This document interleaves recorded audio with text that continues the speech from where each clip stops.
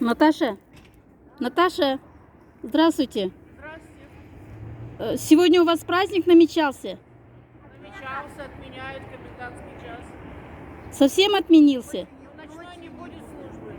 И ночной, и дневной, да? Ну, дневная есть, а ночной не будет. То есть людей не будет? Нет. Можно спать спокойно. Нет, спокойно спать нельзя. Что-то намечается. А почему вы не пойдете с народом на митинг? Казахи бастуют везде, кроме Астаны. Почему? Астана налево тоже бастует.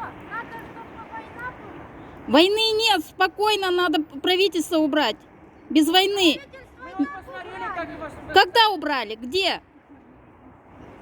В Алмате там тоже, он вроде спокойно началось. Это что за оружие? Зачем оно нам надо?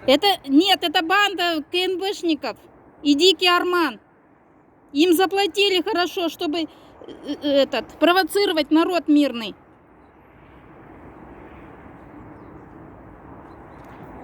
Назарбаев убежал в Россию. Там он прячется. Они от нас далеко. Нам ни тепло, ни холодно от этого правительства.